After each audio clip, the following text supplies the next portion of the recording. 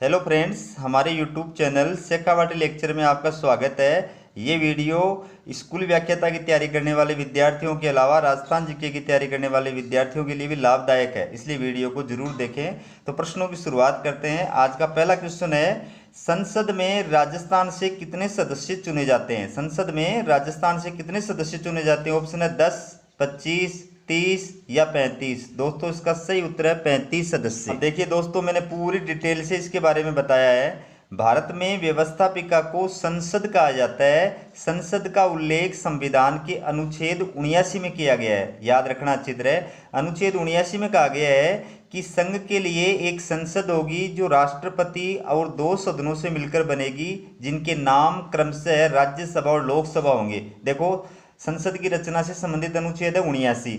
संसद के सदनों के नाम है लोकसभा और राज्यसभा, और संसद के अंग हैं राष्ट्रपति, लोकसभा और राज्यसभा। दोस्तों बहुत इंपॉर्टेंट क्वेश्चन है।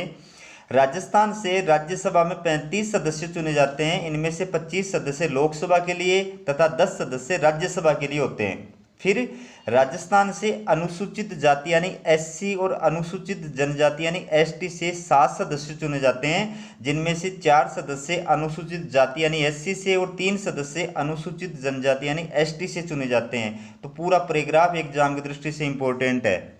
अगला क्वेश्चन देखिए, कोपेन के वर्गीकरण के अनुसार निम्न में से किस जिले में एडब्ल्यू प्रकार की जलवायु नहीं पाई जाती है? ठीक है, ऑप्शन सुनिए, झालावाड़, डूंगरपुर, बांसवाड़ा या बूंदी। दोस्तों इसका सही उत्तर है बूंदी।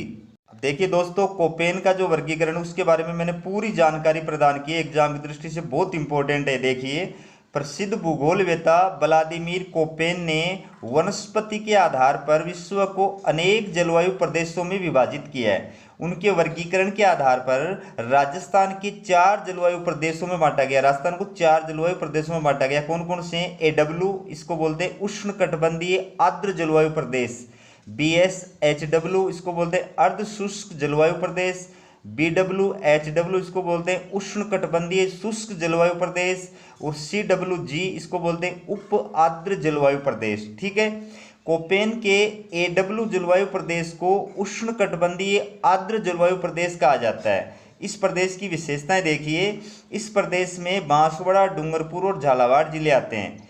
इस प्रदेश में वर्षा का औसत 80 से 120 सेंटीमीटर तक होता है।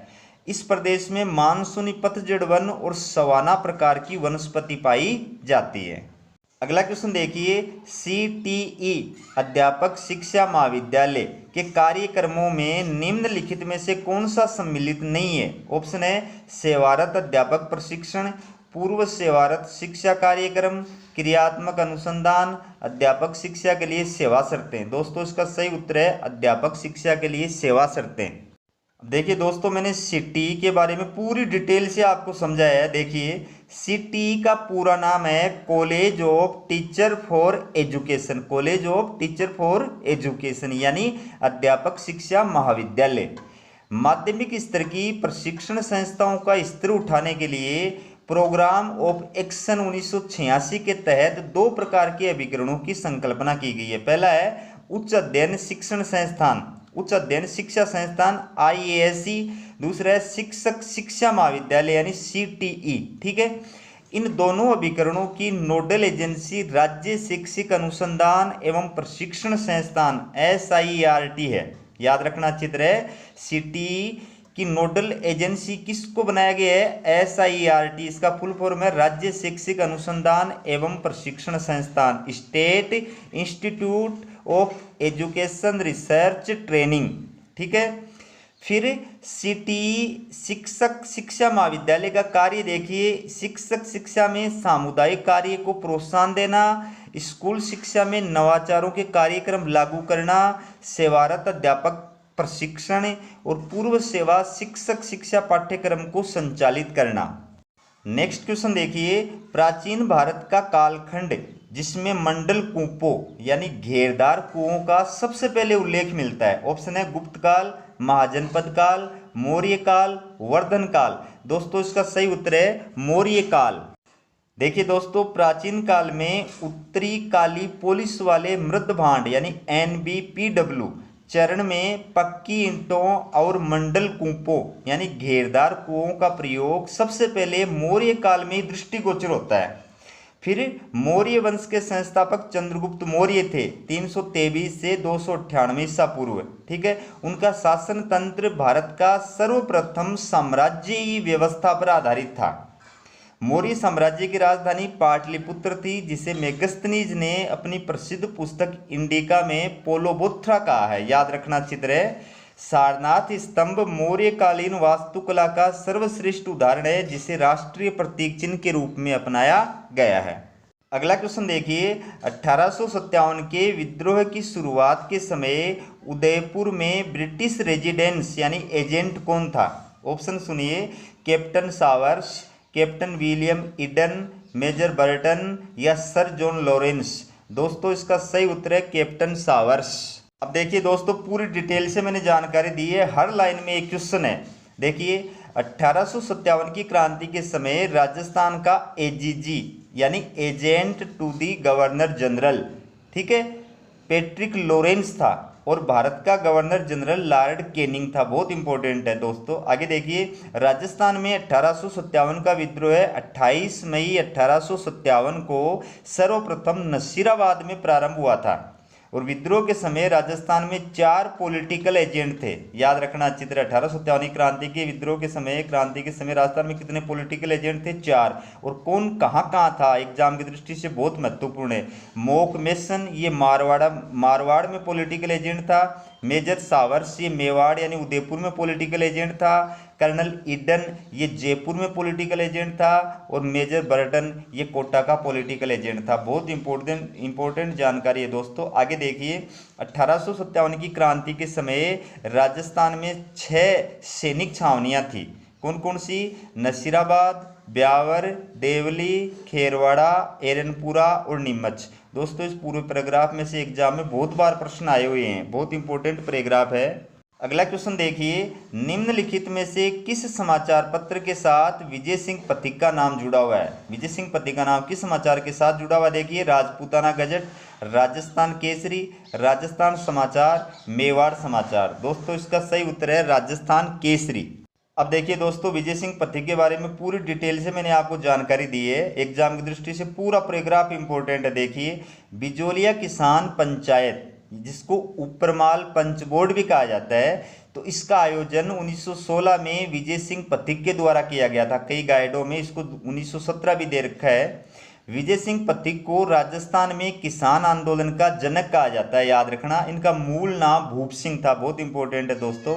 पथिक जी ने 1919 में वर्धा में राजस्थान सेवा संघ की स्थापना की थी, जिसे 1920 में अजमेर स्थानांतरित कर दिया गया था। बहुत इंपॉर्टेंट लाइन है दोस्तों। राजस्थान सेवा संघ की स्थापना किसने की? विजय सिंह पथिक ने। कब? 1919 में। कहाँ? वर्धा में। फिर राजस्थान सेवा संघ को अजमेर कब स्थानांतरित किया गया? 1920 में। ठीक है, पथिक जी ने 1919 में वर्धा से राजस्थान केसरी नामक समाचार पत्र का प्रकाशन किया था, जिसे 1920 में अजमेर स्थानांतरित कर दिया गया और इसका नाम बदल करके नवीन राजस्थान कर दिया गया, जिसको बाद में तरुण राजस्थान के नाम से प्रकाशित किया गया। तो देखिए 3 अखबार हो गए, राजस्थान केसरी, फिर नवीन राजस्थान और तरुण राजस्थान। तीनों का प्रकाशन विजय सिंह पथिक के द्वारा किया गया था। राजस्थान सेवा संघ के तत्वाधान में किया गया था। तो राजस्थान केसरी का प्रकाशन सर्वप्रथम वर्धा से किया गया था 1919 में। फिर इसका प्रकाशन 1920 से अजमेर में कर दिया गया और फिर इसका नाम बदल दिया गया 1920 में, नवीन राजस्थान कर दिया गया। फिर 1922-23 में इसको तरुण राजस्थान के नाम से अजमेर से प्रकाशित किया गया था। दोस्तों, राजस्थान के सुप्रसिद्ध नेता अर्जुनलाल सेठी ने विजय सिंह पथिक को राजस्थान का शेर कहकर के सम्मानित किया था। ठीक है, पथिक जी द्वारा लिखित प्रसिद्ध पुस्तक का नाम what are Indian state, what are Indian state है, जिसमें देशी रियासतों के बारे में बताया गया है। फिर साधु सीताराम दास ने पथिक जी को बिजोलिया किसान आंदोलन का नेतृत्व संभालने के लिए आमंत्रित किया था। याद रखना, विजय सिंह पथिक ऐसे क्रांतिकारी थे जिनका जन्म उत्तर प्रदेश में हुआ था, लेकिन उनकी कर्मस्थली राजस्थान की धरती रही है। अगला क्वेश्चन देखिए, शिवाजी के प्रशासन में पंडित राव पंडित राव द्वारा संभाले जाने वाले मामले थे? ऑप्शन देखिए, पत्राचार संबंधी मामले, दान तथा धर्म संबंधी मामले, सैन्य मामले या न्याय संबंधी मामले। दोस्तों इसका सही उत्तर है दान तथा धर्म संबंधी मामले। अब देखिए दोस्तों, पूरी जानकारी मैंने इसके अंदर प्रदान की है। देखिए, शिवाजी का जन्म 1627 ईस्वी को शिवनेर के पहाड़ी दुर्ग में हुआ था, याद रखना अच्छी तरह। उनका राज्याभिषेक 1674 में हुआ था, याद रखना, बहुत इंपॉर्टेंट क्वेश्चन है दोस्तों। अपने राज्याभिषेक के बाद इन्होंने छत्रपति की उपाधि धारण की थी तथा रायगढ़ को अपनी राजधानी बनाया था। शिवाजी की राजधानी का क्या नाम था? रायगढ़। ठीक है। शिवाजी ने सर्वप्रथम 1643 में सिंहगढ़ का किला जीता था, यह भी बहुत इंपॉर्टेंट है। शिवाजी के मंत्रिमंडल को अष्टप्रधान कहा जाता है दोस्तों, याद रखना, अष्टप्रधान शिवाजी के मंत्रिमंडल का नाम था, जिसके अंतर्गत शिवाजी द्वारा 8 मंत्रियों की नियुक्ति की जाती थी। इनमें से सेनापति को छोड़कर 7 मंत्री ब्राह्मण होते थे, ये भी बहुत इंपॉर्टेंट है दोस्तों। शिवाजी के प्रशासन में पंडित राव दान तथा धर्म संबंधी मामलों का प्रभारी था। अगला क्वेश्चन देखिए, संघ की मंत्रिपरिषद सामूहिक रूप से उत्तरदायी होती है? संघ की मंत्रिपरिषद सामूहिक रूप से उत्तरदायी होती है। ऑप्शन है लोकसभा के प्रति, लोकसभा अध्यक्ष के प्रति, संसद के प्रति, राष्ट्रपति के प्रति। दोस्तों इसका सही उत्तर है लोकसभा के प्रति। अब देखिए दोस्तों, पूरी डिटेल से बताया मैंने इसके बारे में। मंत्रियों के उत्तरदायित्व के विषय में भारत के संविधान में इंग्लैंड के सिद्धांत का अनुसरण किया गया है। ठीक है। सामूहिक उत्तरदायित्व का सिद्धांत संविधान के अनुच्छेद 75 खंड 3 में संहिताब है। इस अनुच्छेद में कहा गया है कि मंत्रिपरिषद लोकसभा के प्रति सामूहिक रूप से उत्तरदायी होगी। बहुत इंपॉर्टेंट लाइन है दोस्तों, मंत्रिपरिषद लोकसभा के प्रति सामूहिक रूप से उत्तरदायी होगी। किस अनुच्छेद में कहा गया? अनुच्छेद 75 खंड 3 में। ठीक है। मंत्रिपरिषद की यह संवैधानिक बाध्यता है कि संसद के निर्वाचित सदन का विश्वास खोते ही उसे तुरंत त्यागपत्र देना होगा। यह सामूहिक उत्तरदायित्व लोकसभा के प्रति है, चाहे वह मंत्री राज्यसभा के ही क्यों न हों। यानी मंत्रिपरिषद में मंत्री चाहे लोकसभा के हों चाहे राज्यसभा के हों, लेकिन उनका सामूहिक उत्तरदायित्व किसके प्रति है? मंत्रिपरिषद के प्रति है। ठीक है। अनुच्छेद 75 खंड 2 में मंत्रियों के व्यक्तिगत उत्तरदायित्व के बारे में कहा गया है। क्या कहा गया है? कि मंत्री राष्ट्रपति के प्रसाद पर्यंत अपना पद धारण करेंगे। बहुत इंपॉर्टेंट लाइन है दोस्तों, मंत्री राष्ट्रपति के प्रसाद पर्यंत अपना पद धारण करेंगे, ये व्यक्तिगत उत्तरदायित्व है। ठीक है। इसका उल्लेख संविधान के अनुच्छेद 75 खंड 2 में किया गया है। अगला क्वेश्चन देखिए, भारतीय संविधान में अंगीकृत वेस्टमिंस्टर मॉडल का संबंध है। वेस्टमिंस्टर मॉडल का संबंध किससे? गणतंत्रवाद से, धर्मनिरपेक्षता से, अध्यक्षात्मक प्रणाली से या संसदीय प्रणाली से? दोस्तों इसका सही उत्तर है संसदीय प्रणाली से। अब देखिए दोस्तों, संसदीय प्रणाली क्या होती है, इसके बारे में मैंने पूरी जानकारी दी है। भारत में संसदीय शासन व्यवस्था को अपनाया गया है और ये व्यवस्था ब्रिटिश संविधान से ली गई है। ठीक है। संसदीय शासन व्यवस्था के अंतर्गत क्या होता है? देखिए इसकी क्या विशेषताएं होती हैं कि 2 प्रकार की कार्यपालिका होती है। संसदीय शासन व्यवस्था में पार्लियामेंट्री सिस्टम में 2 प्रकार की कार्यपालिका होती है, एक नाममात्रीय कार्यपालिका, एक वास्तविक कार्यपालिका। तो भारत में नाममात्रीय कार्यपालिका का प्रतीक जो राष्ट्रपति होता है और वास्तविक कार्यपालिका का प्रतीक जो होता है प्रधानमंत्री सहित मंत्रिपरिषद होता है। ठीक है। फिर इस शासन व्यवस्था में कार्यपालिका और व्यवस्थापिका में घनिष्ठ संबंध होता है। कार्यपालिका का निर्माण व्यवस्थापिका में से होता है, मतलब प्रधानमंत्री जो बनता है, मंत्री जो बनते हैं वो कहाँ से बनते हैं? वो संसद में से बनते हैं, या तो वो लोकसभा के सदस्य होते हैं या वो राज्यसभा के सदस्य होते हैं। ठीक है। फिर कार्यपालिका का व्यवस्थापिका के प्रति उत्तरदायित्व है, मतलब कार्यपालिका यानी प्रधानमंत्री और मंत्रिपरिषद अपनी नीतियों और कार्यों के लिए किसके प्रति उत्तरदायी होती है? व्यवस्थापिका के प्रति उत्तरदायी होती है, संसद के प्रति उत्तरदायी होती है। संसद के अंदर विभिन्न प्रकार के संसदीय प्रस्तावों के माध्यम से, जैसे प्रश्न पूछना, पूरक प्रश्न पूछना, काम रोको प्रस्ताव, निंदा प्रस्ताव, ध्यान आकर्षण प्रस्ताव, बजट में कटौती प्रस्ताव आदि प्रस्तावों के माध्यम से और सरकार के ऊपर नियंत्रण रखा जाता है। फिर कार्यपालिका का अनिश्चित कार्यकाल, मतलब संसदीय शासन व्यवस्था में सामान्यतया कार्यपालिका का कार्यकाल 5 वर्ष होता है, लेकिन चूंकि ये व्यवस्थापिका के प्रति उत्तरदायी होती है, इसलिए व्यवस्थापिका चाहे तो अविश्वास प्रस्ताव पारित करके सरकार को, मंत्रिपरिषद को कार्यकाल से पूर्व भी पद से हटा सकती है। अगला क्वेश्चन देखिए दोस्तों, कस्तूरबा गांधी बालिका विद्यालय यानी KGBV का प्रारंभ हुआ। ऑप्शन है 2004-05 में, 2005-06 में, 2006-07 में या 2007-08 में। दोस्तों इसका सही उत्तर है 2004-05 में। अब देखिए दोस्तों, कस्तूरबा गांधी विद्यालय के बारे में मैंने पूरी जानकारी प्रदान की है। देखिए, कस्तूरबा गांधी बालिका विद्यालय यानी केजीबीवी की योजना भारत सरकार द्वारा 2004-05 में सर्व शिक्षा अभियान के अंतर्गत चलाई गई थी। ठीक है, इन विद्यालयों में पढ़ने वाली लड़कियों में 75% छात्राएं अनुसूचित जाति यानी एससी, अनुसूचित जनजाति यानी एसटी, अन्य पिछड़ा वर्ग यानी ओबीसी और अल्पसंख्यक समूह से आती हैं, जबकि शेष 25% छात्राएं बीपीएल परिवारों से आती हैं। ठीक है, इन विद्यालयों में बालिकाओं को 12वीं तक की हॉस्टल सुविधा युक्त शिक्षा प्रदान की जाती है। हॉस्टल में ये आवासीय विद्यालय होते हैं जहाँ पर छात्राएं हॉस्टल में रहकर के और निःशुल्क शिक्षा प्राप्त करती हैं। इस योजना के तहत केंद्र एवं राज्य सरकारों द्वारा 75:25 के अनुपात में खर्च वहन किया जाता है। अगला क्वेश्चन देखिए, जनगणना 2011 के अनुसार राजस्थान की साक्षरता दर है, याद रखना बहुत इंपॉर्टेंट है दोस्तों, 79.19%, 79.50%, 70.50% या 66.11%। दोस्तों इसका सही उत्तर है 66.11%। अब देखिए दोस्तों, 2011 की जनगणना के अनुसार जो साक्षरता के आंकड़े वो मैंने पूरे दिए हैं और ये एग्जाम की दृष्टि से बहुत बहुत इंपॉर्टेंट है दोस्तों। सुनिए, जनगणना 2011 के अनुसार साक्षरता की दृष्टि से भारत में राजस्थान का 26वां स्थान है। याद रखना, कौन सा स्थान है भारत के अंदर? राजस्थान का 26वां। फिर जनगणना 2011 के अनुसार राजस्थान में साक्षरता की स्थिति देखिए, तो राजस्थान में कुल साक्षरता तो है 66.11% और पुरुष साक्षरता है 79.2% और महिला साक्षरता है 52.1%। ये जो एग्जाम की दृष्टि से बहुत इंपॉर्टेंट। आगे देखिए, 2011 की जनगणना के अनुसार राजस्थान में देखिए अब सर्वाधिक साक्षरता वाला जिला है कोटा। याद रखना, सर्वाधिक साक्षरता वाला जिला कोटा है और सर्वाधिक महिला साक्षरता वाला जिला भी कोटा है। ठीक है, फिर न्यूनतम साक्षरता वाला जिला जालोर है और न्यूनतम महिला साक्षरता वाला जिला भी जालोर है। कितनी इंपॉर्टेंट जानकारी दोस्तों इसमें प्रदान की गई है। अगला क्वेश्चन देखिए, निम्नलिखित में से राजस्थान के किस जिले की अंतर्राष्ट्रीय सीमा सबसे छोटी है? किस जिले की अंतर्राष्ट्रीय सीमा सबसे छोटी है? ऑप्शन है बाड़मेर, बीकानेर, गंगानगर और जैसलमेर। दोस्तों इसका सही उत्तर है बीकानेर।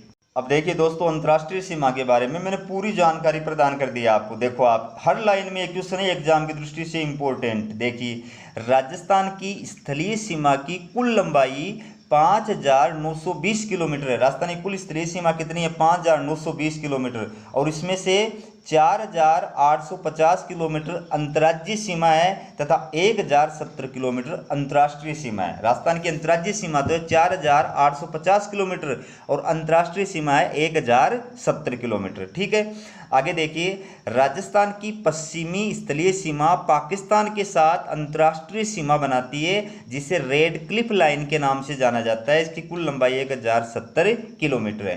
राजस्थान की अंतर्राष्ट्रीय सीमा किस देश के साथ बनती है? पाकिस्तान के साथ।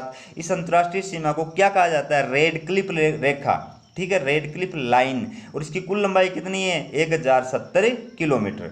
फिर देखिए, राजस्थान की अंतर्राष्ट्रीय सीमा उत्तर में श्री गंगानगर के हिंदूमल कोट से लेकर के दक्षिण में बाड़मेर के बाखासर यानी शाहगढ़ तक जाती है। याद रखना, अंतर्राष्ट्रीय सीमा का उत्तर में प्रारंभ होता है श्री गंगानगर के हिंदूमल कोट से और दक्षिण में इसका एंड होता है बाड़मेर के बाखासर यानी शाहगढ़ तक। अब देखिए दोस्तों, और डिटेल से मैंने बताया है, राजस्थान की अंतर्राष्ट्रीय सीमा पर 4 जिले स्थित हैं। 4 जिले कौन कौन से? जैसलमेर, बाड़मेर, श्री गंगानगर और बीकानेर। तो जैसलमेर की अंतर्राष्ट्रीय सीमा पर लंबाई कितनी है? 464 किलोमीटर। बाड़मेर की 228 किलोमीटर, श्री गंगानगर की 210 किलोमीटर और बीकानेर की 168 किलोमीटर। तो दोस्तों एग्जाम के अंदर बहुत बार आरएस वगैरह में पूछा गया है अंतर्राष्ट्रीय सीमा पर स्थित जिलों का जो आरोही क्रम में लिखिए या इनको अवरोही क्रम में बताइए। ठीक है, तो ये आपको ये किलोमीटर याद रहेंगे तो आप इनको आराम से बता सकते हैं। फिर जैसलमेर पाकिस्तान के साथ सर्वाधिक लंबी अंतर्राष्ट्रीय सीमा बनाता है। पाकिस्तान के साथ सर्वाधिक लंबी अंतर्राष्ट्रीय सीमा कौन बनाता है? जैसलमेर, 464 किलोमीटर। फिर बीकानेर पाकिस्तान के साथ सबसे छोटी अंतर्राष्ट्रीय सीमा बनाता है। सबसे छोटी अंतर्राष्ट्रीय सीमा किस जिले की है? बीकानेर की। कितनी? 168 किलोमीटर। फिर अंतर्राष्ट्रीय सीमा के सर्वाधिक निकट शहर श्री गंगानगर स्थित है। अंतर्राष्ट्रीय सीमा के नज़दीक जो शहर स्थित है वो कौन सा है? गंगानगर है। जबकि अंतर्राष्ट्रीय सीमा के सर्वाधिक दूर स्थित शहर है बीकानेर। दोस्तों बहुत बहुत इंपॉर्टेंट है। दोस्तों मैंने कितनी मेहनत की है इस वीडियो को बनाने के लिए। आप इस वीडियो को अगर आपको ज़्यादा से ज़्यादा विद्यार्थियों के पास में शेयर करना चाहिए ताकि बाकी विद्यार्थियों को भी इसका लाभ मिल सके। अगला क्वेश्चन देखिए, राजस्थान की निम्न में से कौन सी फसल मावठ से लाभान्वित नहीं होती है? राजस्थान की कौन सी फसल मावठ से लाभान्वित नहीं होती है? गेहूं, कपास, सरसों, चना। दोस्तों इसका सही उत्तर है कपास। अब देखिए दोस्तों, मावठ के बारे में मैंने पूरी जानकारी दी है इसमें। देखो आप, शीतकाल में पश्चिमी विक्षोभों से होने वाली वर्षा को राजस्थान में मावठ या मावटा कहा जाता है। एग्जाम में कोई सा भी नाम आ सकता है। तो मावठ जो होती है वो राजस्थान में शीतकाल में होती है, पहली बात। दूसरी बात किससे होती है? पश्चिमी विक्षोभों से होती है, ठीक है। फिर भूमध्य सागर में उठने वाले पश्चिमी विक्षोभ यानी चक्रवात अरब सागर को पार करते समय नमी ग्रहण कर राजस्थान के उत्तर पश्चिमी भाग में शीतकालीन वर्षा करते हैं, ठीक है। तो पश्चिमी विक्षोभ किस महासागर से उत्पन्न होते हैं? भूमध्य सागर से। और ये राजस्थान के कौन से भाग में वर्षा करते हैं? उत्तर पश्चिमी भाग में वर्षा करते हैं, ठीक है।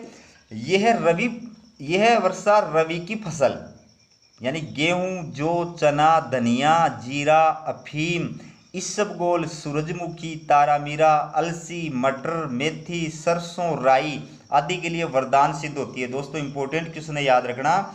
मावठ जो होती है वो किस फसल के लिए वरदान सिद्ध होती है?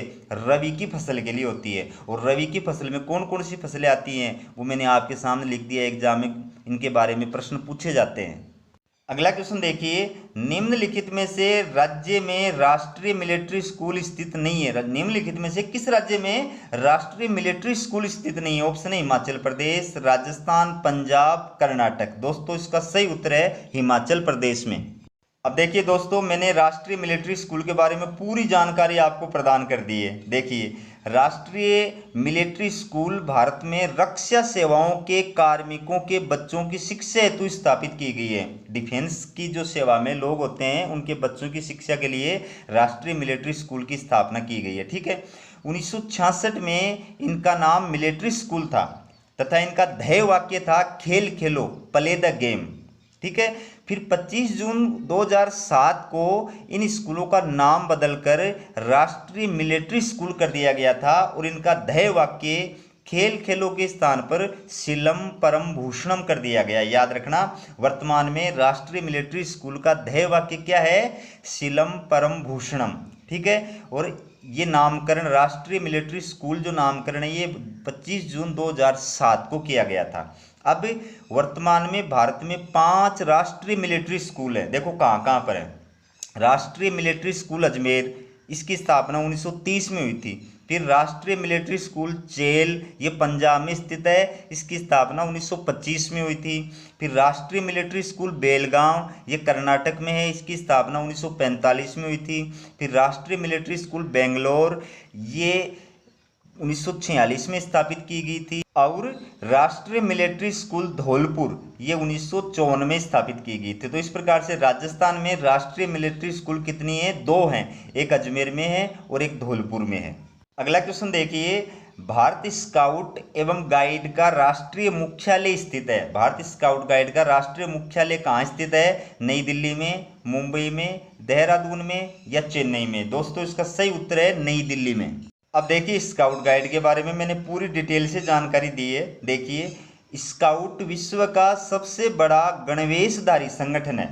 भारत में 1909 में बेंगलुरु में कैप्टन TH बेकर के नेतृत्व में स्काउटिंग का प्रथम ग्रुप प्रारंभ हुआ था। भारत में स्काउटिंग का प्रथम ग्रुप किसके नेतृत्व में प्रारंभ हुआ था?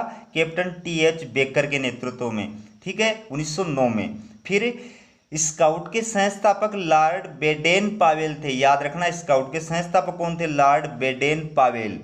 श्री व श्रीमती बेडेन पावेल दोनों की जन्म तिथि 22 फरवरी है। अतः इस दिन को पूरे विश्व में स्काउट सेवा दिवस, गुड टर्न डे तथा गाइड विचार दिवस, थिंकिंग डे के रूप में मनाया जाता है, ठीक है। संगठन की विभिन्न गतिविधियों का संचालन लड़के और लड़कियों के द्वारा अलग अलग स्काउट एवं गाइड वर्गों के तहत किया जाता है। दोनों वर्गों का प्रमुख राज्य मुख्य आयुक्त होता है। पुलिस कमिश्नर जो होता है वो दोनों वर्गों का हेड होता है। फिर भारत में बॉयज स्काउटिंग का प्रारंभ 1909 में हुआ था, जबकि गर्ल्स गाइडिंग का प्रारंभ 1911 में हुआ था। अगला क्वेश्चन देखिए, 2011 की जनगणना के अनुसार राजस्थान में कौन से जिलों में जनसंख्या घनत्व 100 व्यक्ति प्रति वर्ग किलोमीटर से कम पाया जाता है। 100 व्यक्ति प्रति वर्ग किलोमीटर से कम जनसंख्या घनत्व वाले 3 जिले कौन कौन से हैं? ऑप्शन देखिए, जैसलमेर, बीकानेर एवं बाड़मेर, जैसलमेर, बाड़मेर एवं जोधपुर, जैसलमेर, बाड़मेर एवं जालौर, जैसलमेर, बाड़मेर एवं पाली। तो दोस्तों सही उत्तर है इसका जैसलमेर, बीकानेर एवं बाड़मेर फर्स्ट। अब देखिए दोस्तों, जनगणना 2011 में जो जनसंख्या घनत्व है उसके आंकड़े मैंने पूरी डिटेल आपको बताए हैं और बहुत मेहनत से इसको तैयार किया है। दोस्तों इसको ज़्यादा से ज़्यादा शेयर करना आप, ठीक है। देखिए 2011 की जनगणना के अनुसार राजस्थान में जनसंख्या घनत्व 200 व्यक्ति प्रति वर्ग किलोमीटर है। राजस्थान का जनसंख्या घनत्व कितना है? 200 व्यक्ति प्रति वर्ग किलोमीटर। अब राजस्थान में सर्वाधिक जनसंख्या घनत्व वाले 4 जिले देखिए, टॉप जनसंख्या घनत्व वाले 4 जिले देखिए। जयपुर, इसका जनसंख्या घनत्व है 595। भरतपुर, इसका जनसंख्या घनत्व है 503। दौसा, इसका जनसंख्या घनत्व है 476। अलवर, इसका जनसंख्या घनत्व है 438। ठीक है।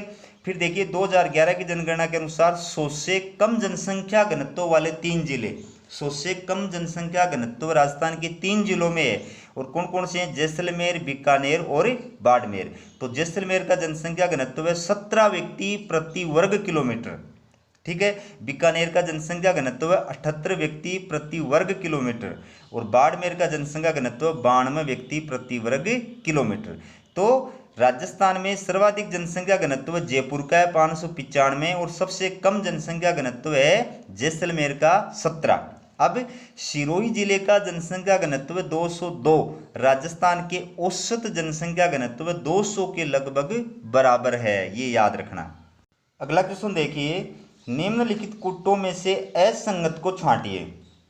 देखो, पर्यटन स्थल और स्थान, सोनी जी की नसियां अजमेर, लोहागढ़ किला भरतपुर, जूनागढ़ किला बीकानेर, चंद्रमहल धौलपुर। तो अब इसमें असंगत कौन सा है दोस्तों? चौथा, चंद्रमहल धौलपुर में स्थित नहीं है, बल्कि चंद्रमहल जिसको सिटी पैलेस भी कहा जाता है ये जयपुर में स्थित है। अब देखिए दोस्तों, राजस्थान में सोनी जी की नसियां जिसको लाल मंदिर भी कहा जाता है अजमेर में स्थित है। यह सेठ मूलचंद सोनी द्वारा निर्मित एक जैन संप्रदाय का प्रसिद्ध मंदिर है। याद रखना, सोनी जी की नसियां क्या है? एक जैन मंदिर है जिसमें प्रथम जैन तीर्थकर आदिनाथ भगवान की मूर्ति स्थापित है। फिर लोहागढ़ का किला जिसे भरतपुर दुर्ग भी कहा जाता है का निर्माण महाराजा सूरजमल द्वारा 1733 में करवाया गया था। इस किले के चारों ओर गहरी खाई में मोती झील से सुजान गंगा नहर द्वारा पानी लाया जाता है। फिर जूनागढ़ किला बीकानेर में है और इसका निर्माण बीकानेर नरेश राय सिंह द्वारा लाल पत्थरों से करवाया गया है। याद रखना, जूनागढ़ किला इसका निर्माण राय सिंह के द्वारा लाल पत्थरों से करवाया गया है। फिर चंद्रमहल, इसको सिटी पैलेस भी कहा जाता है और ये जयपुर में स्थित है। ये जयपुर राज परिवार का निवास स्थान था, याद रखना। इसका निर्माण सवाई जय सिंह के द्वारा कराया गया था। अगला क्वेश्चन देखिए, नालंदा विश्वविद्यालय के बारे में अधोलिखित कथनों में से कौन सा कथन सही है? ऑप्शन देखिए, ह्वेनसांग के अनुसार कुमारगुप्त प्रथम द्वारा महाविहार की स्थापना की गई थी। सेकंड, यह माना जाता है कि महाविहार बख्तियार खिलजी के द्वारा नष्ट कर दिया गया। अब देखिए दोस्तों, इसका सही उत्तर है फर्स्ट जो है, दोनों सत्य हैं। ये दोनों कथन जो है ये सत्य हैं। आगे मैंने विस्तार से इसके बारे में समझाया है। ये देखिए दोस्तों, नालंदा विश्वविद्यालय के बारे में पूरी जानकारी मैंने दी है। नालंदा विश्वविद्यालय प्राचीन भारत में उच्च शिक्षा का सर्वाधिक महत्वपूर्ण केंद्र था। ये विश्व का प्रथम पूर्णतया आवासीय विश्वविद्यालय था जिसमें विदेशों से हजारों विद्यार्थी विद्या अध्ययन के लिए आते थे। इस विश्वविद्यालय, इसको प्रारंभ में महाविहार कहा जाता था। ठीक है। इसकी स्थापना 5वीं शताब्दी में गुप्त वंश के शासक कुमारगुप्त ने की थी। ये विश्वविद्यालय वर्तमान में बिहार के पटना में स्थित था। ठीक है। वर्तमान बिहार के पटना जिले के अंदर ये विश्वविद्यालय स्थित था।